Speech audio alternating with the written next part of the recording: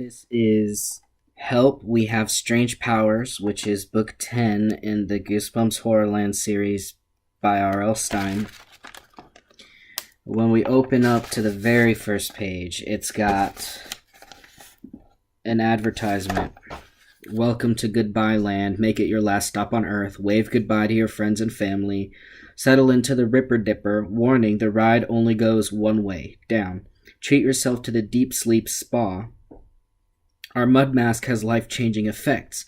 We supply the dirt, and you supply the tears. So here it is again. And then on the back of the same page, it's got the same advertisement crumpled up, and in dark, handwritten black letters, it says Escape Horrorland. Okay, title page. Chapter 1. Sometimes being a twin totally rocks, and sometimes it's the pits. I hate all the jokes. People say, "You look so much alike, how can I tell you apart?" That's supposed to be funny, see, because I'm a girl and my twin is a boy. Ha ha.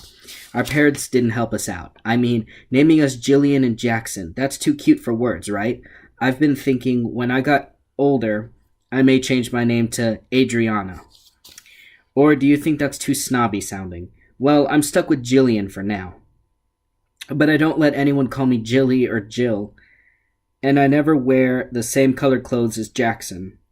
I guess I'm more sensitive about the twin thing than my brother.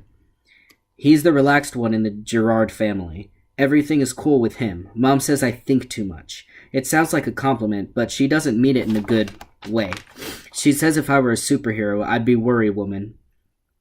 Jackson and I are into superheroes. We're saving up our allowances to go to the big comic book convention in San Diego next summer. But that's a whole other story.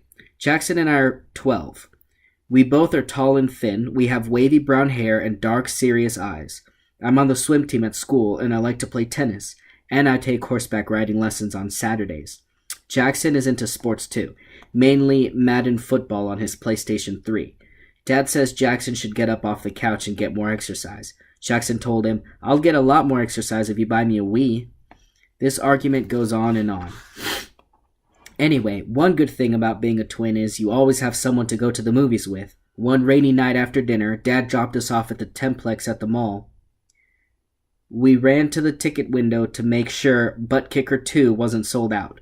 Butt Kicker is our favorite superhero. He started out as a member of the Mighty Mutant Club, but he was kicked out for being too tough. How cool is that? Jackson and I bought big buckets of buttered popcorn. Then we made our way down the aisle of the crowded theater. We like to sit very close to the screen. We don't like people to come between us and the movie. We sat down on the end of the third row. I stared up at the screen. Basketball players were leaping about a mile off the floor. It was a commercial for sneakers that could make you almost fly. "Great seats," Jackson said, digging into his popcorn. "I don't mind a stiff neck, do you?" "Of course not," I said. I accidentally bumped his arm with my elbow. A little popcorn spilled onto the floor. "Hey, watch it," Jackson snapped. He twisted away from me. This is my new sweater. You'll get butter on it." "Jackson, it's a black sweater," I said. "The stains won't show." Jackson didn't reply. He was staring past me to the aisle, and he had a horrified look on his face. "Oh no," he moaned. "I don't believe it. Oh no." And that's when all our trouble began, on the day Jackson and I got our strange new powers. Chapter 2. I turned and saw Nina and RL Lerner squeezing into our row. It was my turn to let out a groan. Jackson and I can't stand those two kids. I wanted to pretend I didn't see them, but Nina was already waving to us, and Artie had a dopey, toothy grin on his face. They dropped into the seats next to Jackson. "Funny meeting you here," Artie said. He giggled. That was his idea of a joke. "These seats are too close," Nina complained. "It's making my eyes hurt." "What is this dumb film anyway?" Artie asked, wrinkling his thick black eyebrows. "Is it like Batman or what?" I took a deep breath. "Butt Kicker could eat Batman for breakfast," I told him. "Let me explain about Nina and Artie. They are twins too, and they just moved to our school in September. We're in some of the same classes. And because they're twins and we're twins, Jackson and I were assigned to be their school guides, show them the ropes. So we became their first friends at school. We really didn't want to be their friends. We quickly discovered they both totally gross and disgusting. We didn't like them at all, but people were always putting us together.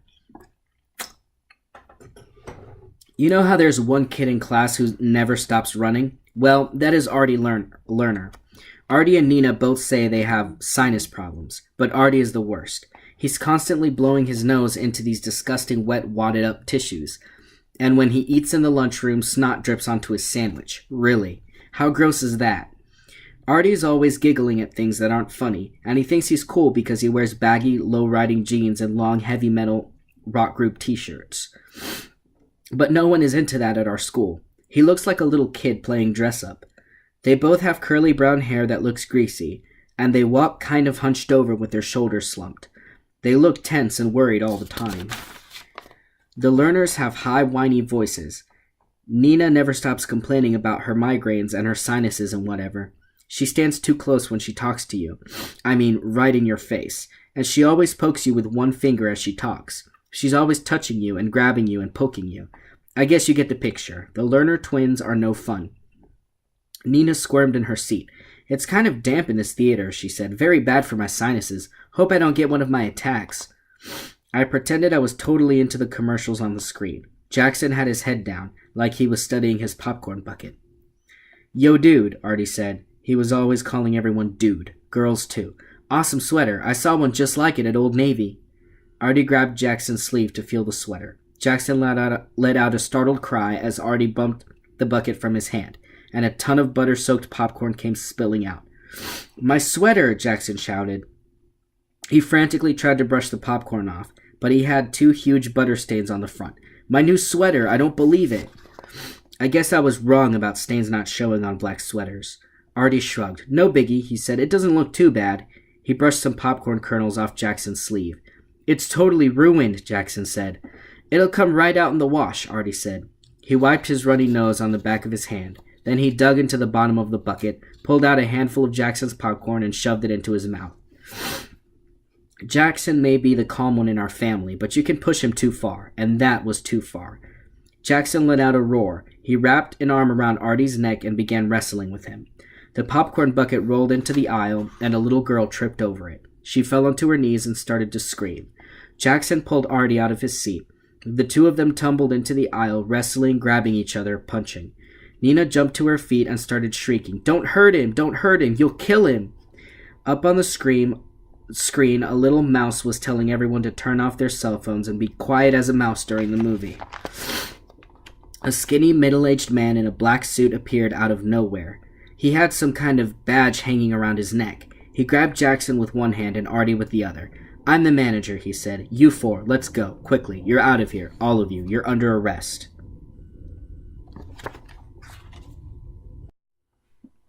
Chapter 3. He herded us up the aisle to the exit. People stared as we walked past. Behind us, I could hear the Butt Kicker theme song. The movie was starting, but we wouldn't see it. The manager pushed us through the lobby and out into the mall.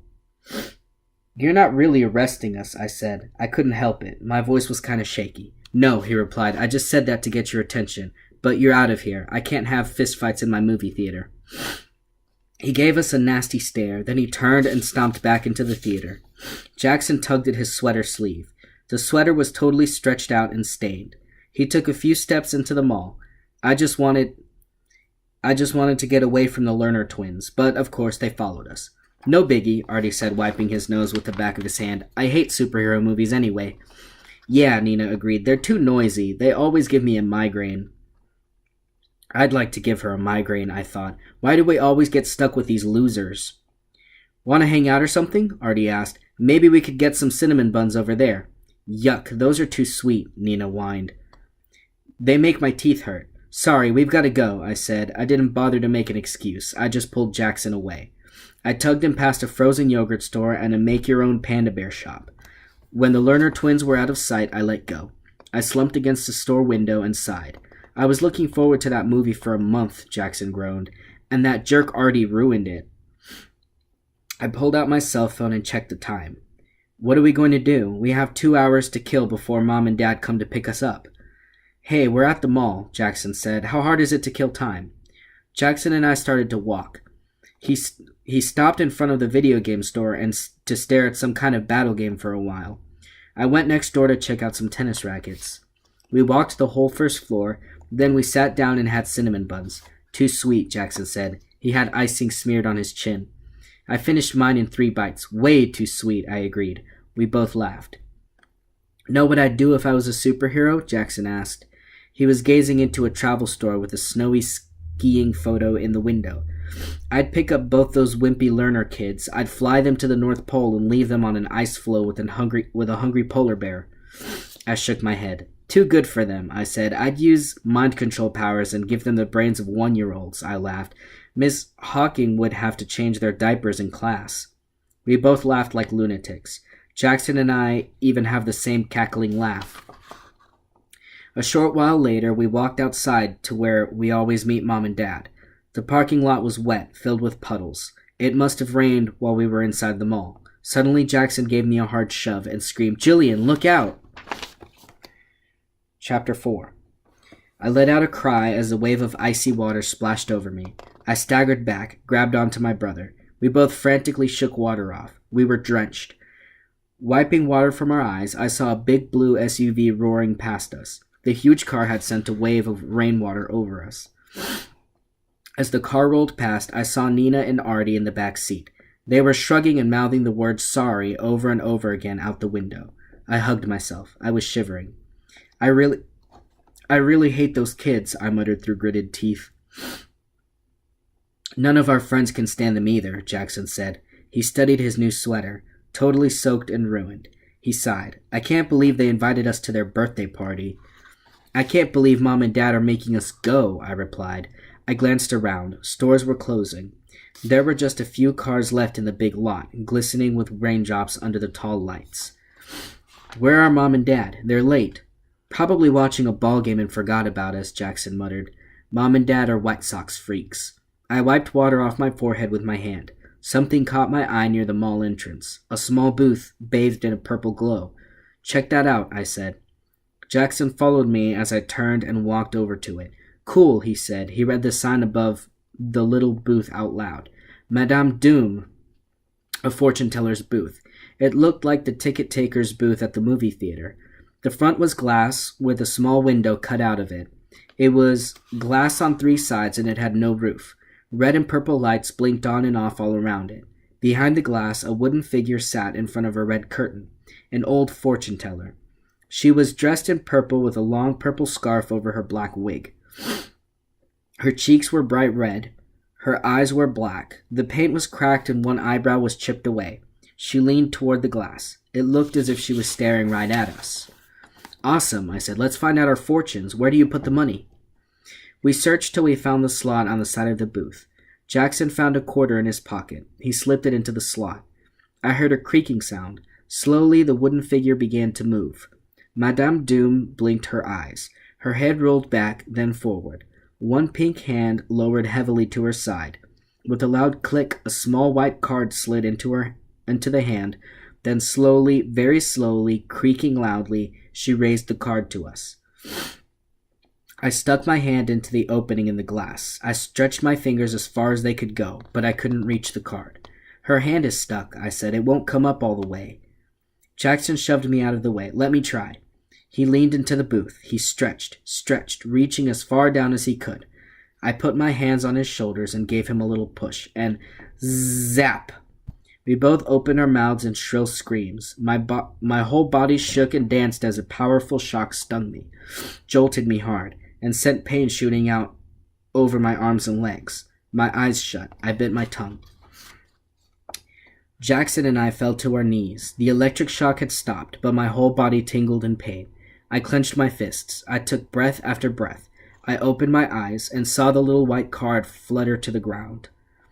I climbed shakily to my feet. My heart was still pounding wildly. Are you okay? I asked my brother. Jackson nodded. He stood up and stretched his arms over his head. Wow, that was a bad shock, he said, but I'm okay. My hand trembled as I picked up the card.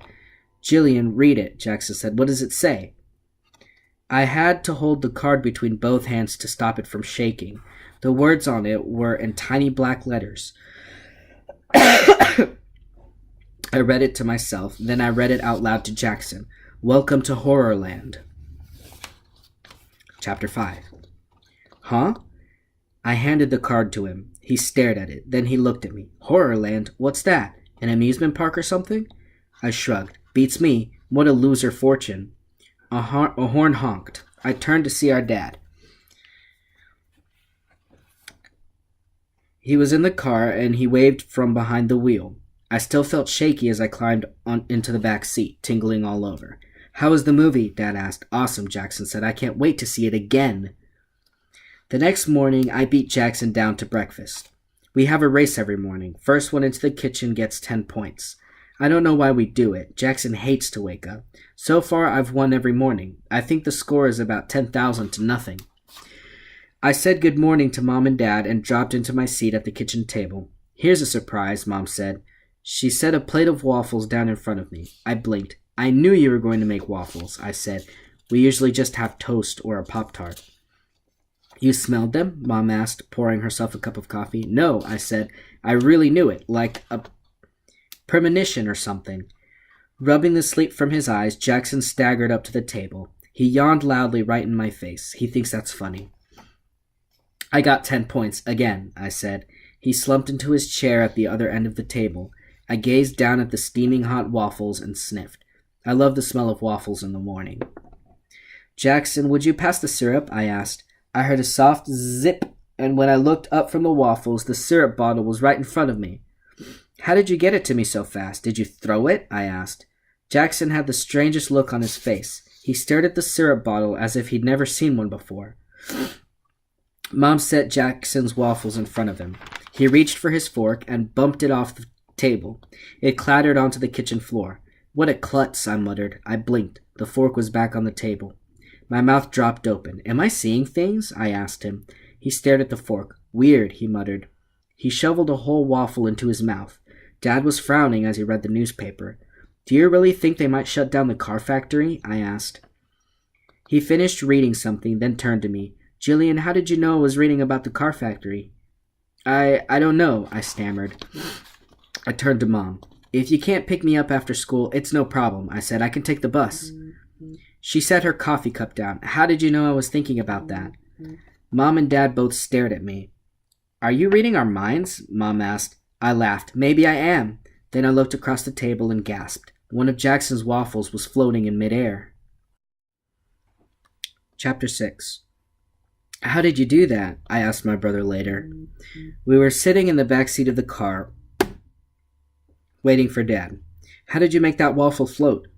Jackson had a stunned look on his face. I can't explain it, he stammered. I stared at the waffle, and he lowered his voice to a frightened whisper. Jillian, something weird is going on. Dad climbed in behind the wheel. Jackson changed the subject. He started talking about the White Sox. I tuned out. I thought about breakfast. Something just wasn't right. At noon, I stepped into the lunch line at school. I called to Marcy and Anna Lee, my friends from the swim team, to save me a seat. And guess who jumped into the line ahead of me? Yes, it was Nina Lerner. You don't mind if I get in front of you, do you? Nina asked. I have low blood sugar. I have to eat something right away. No problem, I muttered. She picked up a soup bowl, started to raise the lid on the big soup pot, and then put it down. This soup is probably too spicy. It will upset my stomach. No, it won't, I said. It's just chicken soup. It's not spicy at all. Nina spun around. Her mouth dropped open. Excuse me? Jillian, I didn't say anything about the soup. I heard you, I said. Nina squinted hard at me. I love that skirt and vest, she said. I got them at this awesome shop at the mall, I told her. You know, the one next to Dogs and Things. The soup bowl fell out of her hand and crashed into pieces on the floor. Are you a witch or something? Nina cried. Are you reading my thoughts? I didn't say a word to you, Jillian. She spun away from me and carried her tray down the line. I stood there staring at her, feeling strange. I had a whistling sound in my head. No, more like whispering, dozens of soft voices. Wish I could have that dessert, I heard Nina say, but it might have corn syrup and I'm allergic. I gasped. I realized Nina didn't say that out loud. She was too far away for me to hear her. What's happening to me? I asked myself. I really am reading her thoughts. I heard a scream from the other side of the lunchroom. I turned around and let out a cry. A chair floated in midair above a table. Jackson sat at the table with a couple of his friends. The three of them stared up at the floating chair. Kids screamed and pointed. My brother had the strangest expression on his face. The others were crying out in shock. But Jackson looked like he was thinking hard, concentrating on the chair. Was Jackson making the chair float? I remembered the floating waffle that morning. I had to talk to my brother. We had to figure out what was going on. Two teachers hurried across the room. One of them grabbed the chair and pushed it back down to the floor. I've seen that trick on TV, a girl said. Did she say it, or did I read her thoughts? I suddenly felt dizzy, confused. I pressed my hands against my forehead. The bell rang. I set my tray down and hurried to class. I didn't have any lunch, but I wasn't hungry. My stomach felt tight as a knot. I couldn't shake off my dizziness. On my way to Miss Hawking's class, Brandon Meadows, a friend of Jackson's, passed by me. He gave me a shy wave, and I heard him say, "Wow, Jillian is looking totally hot today." I could feel my face grow warm. I knew Brandon didn't say it. He was only thinking it. I read his mind. I never knew he liked me, I muttered. I was desperate to talk to Jackson about what was happening, but class had already started. He sat on the other end of the row from me. Miss Hawking was telling everyone to settle down. I waved at Jackson and tried to get his attention, but he had his head buried in one of his textbooks. I read his thoughts. He was bummed because he did the wrong science pages last night. He hoped he wouldn't be called on. Could Jackson read my thoughts? I was desperate to ask him. Miss Hawking finally got everyone quiet. I hope you all did your homework, she said. At 2:30, I'm giving a surprise quiz on it. I glanced at the wall clock. It read 2:05. I turned to my brother. He had a sick look on his face. I could hear what he was thinking. I'm totally doomed. Take out your wildlife notebooks, Miss Hawking said. Let's see what you were able to find out about the manatee. We'll start with you, Annalee. Is it a fish or a mammal? I didn't hear Annalee's answer. I was scrambling in my backpack to find my notebook. Where was it? I pawed through everything. Then I remembered that Nina had borrowed it, and she never returned it. I hoped I could fake it. Miss Hawking gets very angry if we forget our notebooks. I glanced at the clock. Still 2:05? Now tell me, Miss Hawking continued, in what kind of waters can we find the manatee, Nina? I didn't listen to Nina's answer. I turned and gazed down the road to my brother. He wasn't listening to the manatee discussion either. He was staring hard at the clock. 2:05. Jackson didn't move a muscle, didn't blink. I tried to read his thoughts, but I couldn't. Why was he concentrating so hard? What on earth was he doing? Chapter 7. What other sea creatures are related to the manatee? Miss Hawking asked. The discussion had lasted at least half an hour, but the clock still read 2:05. The hands hadn't moved. Didn't anyone else notice? I kept my eyes on Jackson. He concentrated. I knew what he was doing. I knew he had stopped the clock so it wouldn't be 2:30. I tried to listen to the science discussion. Miss Hawking asked a question. Sea lions and walruses, I said, in the Arctic. Jillian, wait till I ask the question, she scolded me. I could feel myself blushing. Kids were staring at me. How did you know what I was going to ask? Miss Hawking demanded. I shrugged. Just took a guess, I said. Now more kids laughed at me. I jumped as the final bell rang. Oh, good heavens, Miss Hawking exclaimed. She glanced up at the wall clock. The clock must have stopped. How did you all get so lucky? No quiz today. See you tomorrow. Kids cheered. A few touched knuckles. Everyone packed up and started for the door. I ran over to Jackson. He was sweating. From all the hard concentrating, I guess. He had a grin on his face. You did that, right, I whispered. You stopped the clock. He laughed. Yeah, I did. And you made the chair float in the lunchroom. Yeah, it was easy, Jackson whispered, and before I came to class, I closed my locker just by thinking I wanted it closed. Believe it? It's totally awesome. I can read your thoughts, I told him. For real, I can read your thoughts. His smile faded. No joke? What am I thinking about? A Snickers bar, I said. He staggered back. Oh, wow, Jillian, you're right. You really can read minds. He walked down the hall toward the front doors. How did this happen to us? I asked. He thought hard. The fortune teller? He said. The electrical shock we got from her booth. I'm kind of scared, I said. I feel so different. It's fun, but what's going to happen to us? Are we like superheroes now, Jackson? Or are we total freaks? Chapter 8. The next day, we had a soccer game in gym class. Mr. Bennett is our gym teacher. Everyone calls him Coach B. Coach B is young and tall and very hot. The girls in school all have crushes on him. We gathered around him as he started to choose up sides, but Artie interrupted. I can't play, Artie whined, rubbing the back of his neck. I have a runny nose and a stiff neck. Think I'd better sit this one out. Good, I thought. He and his sister are both total klutzes. Artie may be the worst soccer player in history. He's afraid to kick the ball, afraid he might sprain his toes. Everyone plays, Coach B told him. But my neck, Artie said. Get some exercise, Coach B said. It'll loosen you up. Your neck will feel better. Grumbling and rubbing his neck, Artie trotted across the grass to join his team. I saw that one of his sneakers was untied. I was on the red team. Jackson was on the blue. It was a sunny, hot day. The grass on the soccer field shimmered under the bright sunlight. We all played hard and had fun. It felt good to run during the middle of the day. With about 10 minutes left in gym, the game was tied 2-2. I moved the ball toward the goal. I could read the defender's mind. I knew she was going to zigzag left, so I zagged right. She spun around, startled, as I sped past her. Was that cheating? I don't know. I shouldn't have thought about it. I made a mistake. I passed the ball in Artie's direction. He stumbled toward the ball, fell over it, and hit the ground with a loud oof. The ball squirted out right in front of a blue team player. He moved it down the field and kicked a goal. Now we were losing 2-3. Only a few minutes left in class. I saw Coach B check his watch. Our last chance to score, but Artie had the ball. He dribbled it between his feet for a few steps. Then he pulled back his leg and gave it a hard kick. It was a powerful kick in the wrong direction. Look out, I shouted, too late. The ball crashed into Jackson's stomach. He opened his mouth in a sick groan. His face turned purple, and his eyes nearly goggled out of his head. Jackson grabbed his stomach and dropped to his knees, gasping and choking. Oops, sorry, Artie called. Coach B ran over to check Jackson out, but Jackson climbed to his feet and waved the teacher away. His face was still red, but he was breathing normally again. Uh-oh, I murmured. I could read my brother's thoughts, and they were all anger, anger, anger. He was desperate to pay Artie back. The game had stopped while everyone watched Jackson. The ball lay in the grass at the near sideline. I saw Jackson scowl at Artie, and then he lowered his eyes to the soccer ball and stared hard at it. No, I shouted. Don't do it, Jackson.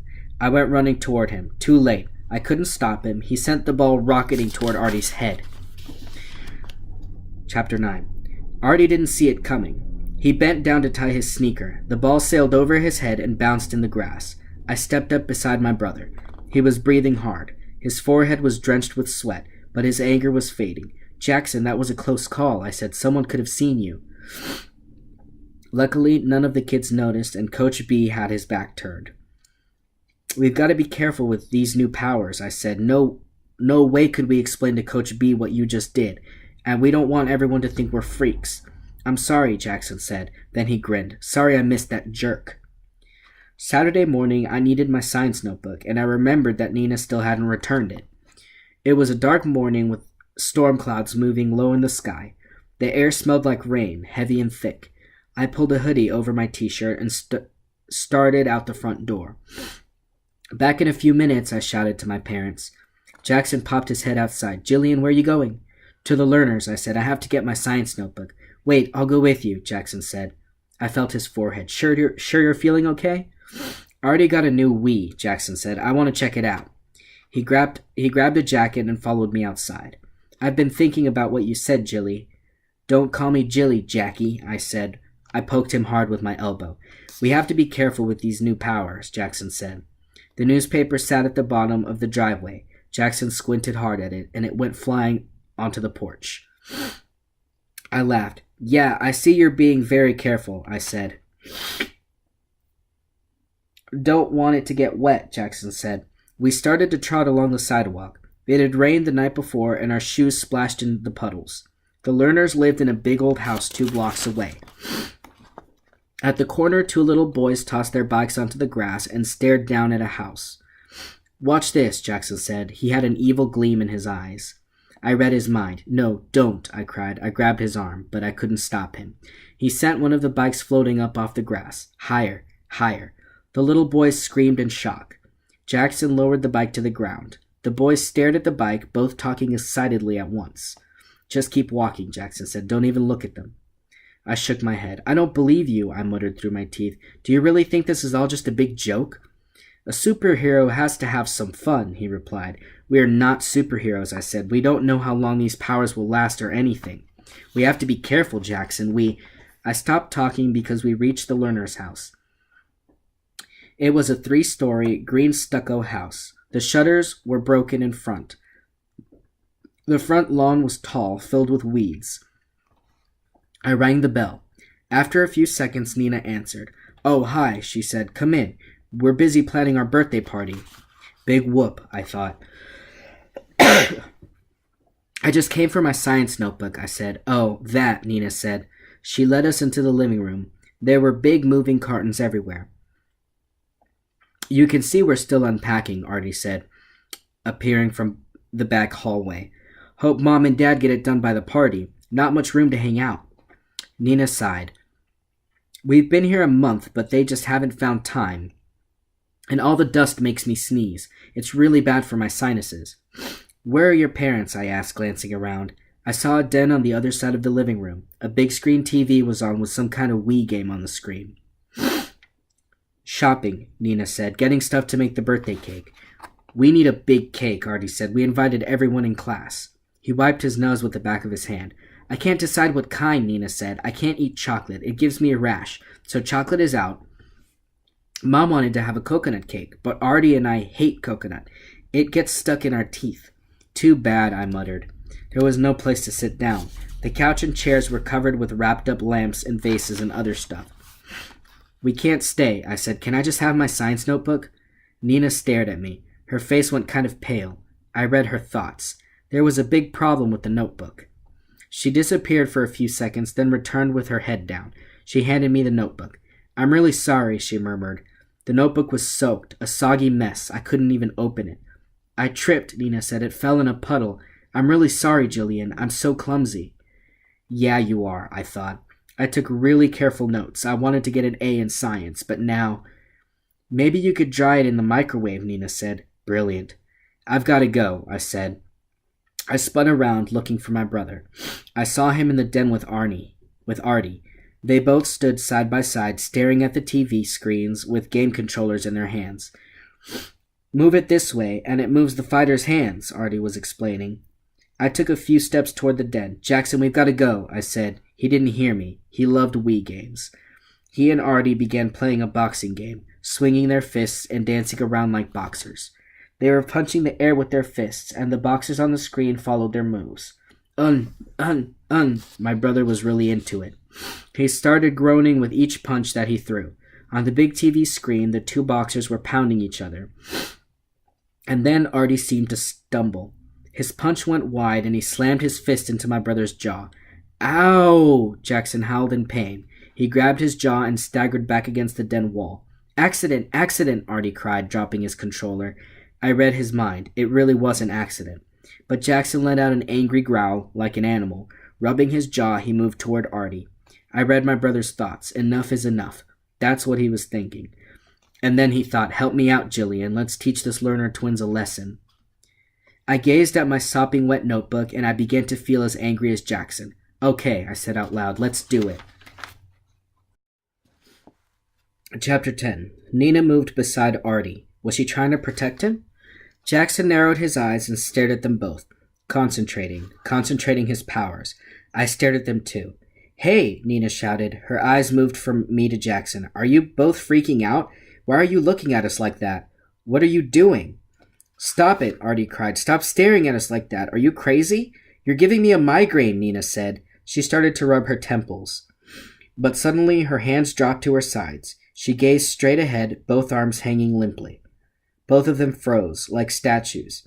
Their faces went still. They stared straight ahead and didn't blink. I tried to read their thoughts, but their minds were totally blank. Jackson laughed. Awesome, that was so easy. Look at them. I totally froze them. A chill went down my back. They're not thinking or anything, I said. They've totally shut down. Jackson pumped a fist in the air. Yes, yes. I grabbed his arm. Maybe we've gone too far. He pulled free. No way, Jillian.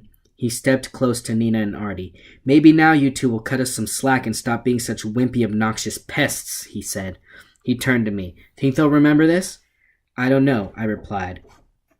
I don't know what they'll remember. My voice broke. I don't like this, Jackson. I don't think we should have done this. Okay, he said softly. You're right. We'll unfreeze them, okay? We've scared them enough. He began to concentrate. The Lerner twins didn't move. They stared straight ahead. I had a sick feeling in my stomach. I couldn't even tell if they were breathing. Hurry up, I said. Concentrate harder. This is too creepy. My whole body tingled in fright. Why did we do this to these two kids? We hadn't even practiced our powers yet. We didn't know what we could do and what we couldn't. Jackson squinted at Nina and Artie. He clenched his jaw and concentrated his powers. I stared at them too, trying to beam myself into their minds.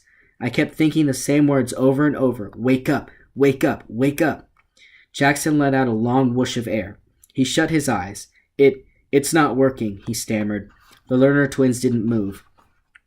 Keep trying, I said. Please, Jackson, do it. Do it. We both concentrated on them again. I gritted my teeth so hard my jaw ached. But no change. I stepped up to Nina and shouted in her ear, Wake up! Do you hear me? Wake up! No, she didn't blink. Not a muscle moved. Jackson and I grabbed the twins and shook them. We shook them hard, shouting for them to wake up and snap out of it. Nothing worked. I staggered back, choked with panic. What are we going to do?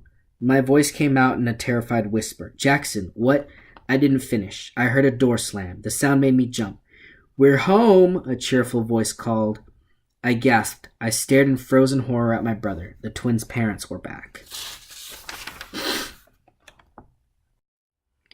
Chapter 11.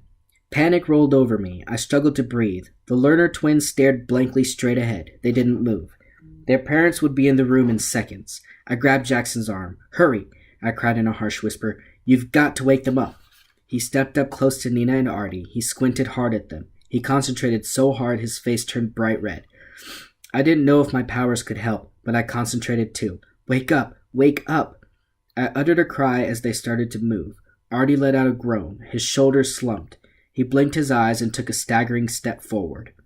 Nina let out a whoosh of air like a balloon deflating. Her head rolled around on her shoulders.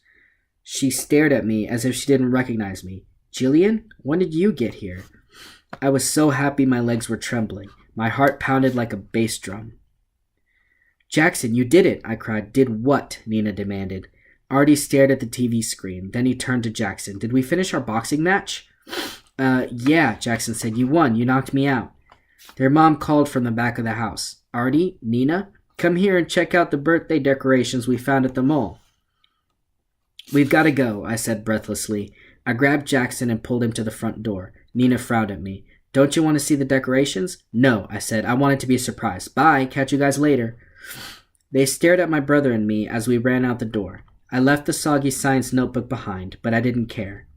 We were out of there, and the Lerner twins were no longer the living dead or whatever we did to them. It had begun to rain, and it was coming down pretty hard. I raised my face to the sky. The cold raindrops felt soothing on my hot forehead. Jackson and I started to run, splashing up puddles. That was close, I said, too close. We have to practice, Jackson said. We don't really know our powers. We have to figure out what we can do and what we can't do.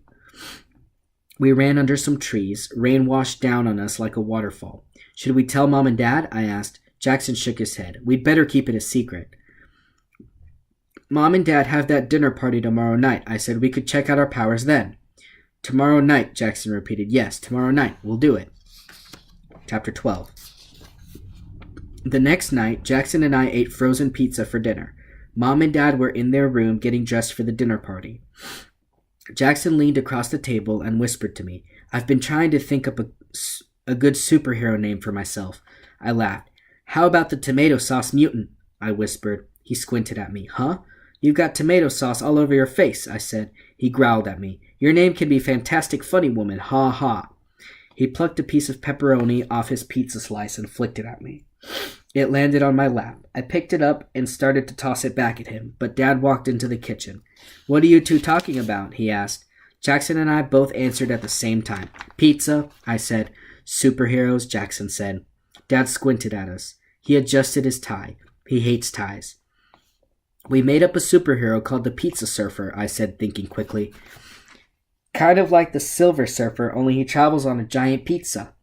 I know, very lame. But Dad wasn't really listening. He was searching for his car keys. I spotted them first. They had fallen onto the floor beneath the kitchen counter. Jackson saw them too. He stared at them and made them float up onto the countertop. There they are on the counter, he shouted to Dad. Dad scratched his head. Weird, don't know how I missed them.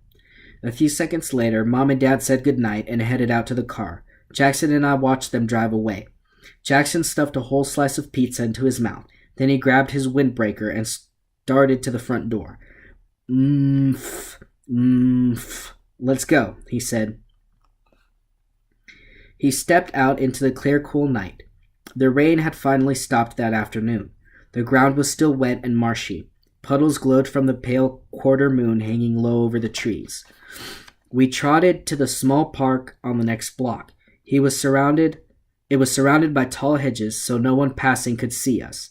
The park had a playground that little kids and picnic area with tables and benches. There were tennis courts behind the picnic area. They were surrounded by a high wire fence. The courts were empty because they didn't have lights, the perfect place to try out our new superpowers. I tried to open the gate. Then I saw the big silvery padlock and the chain. It's locked, I said. We can't go in. Jackson shoved me out of the way. No problem for Wonder Warrior, he exclaimed. He stared hard at the lock, gritting his teeth. I could see the muscles in his jaw flexing as he concentrated. The padlock popped open and fell to the ground. Way to go, Wonder Warrior, I cried, slapping Jackson on the back.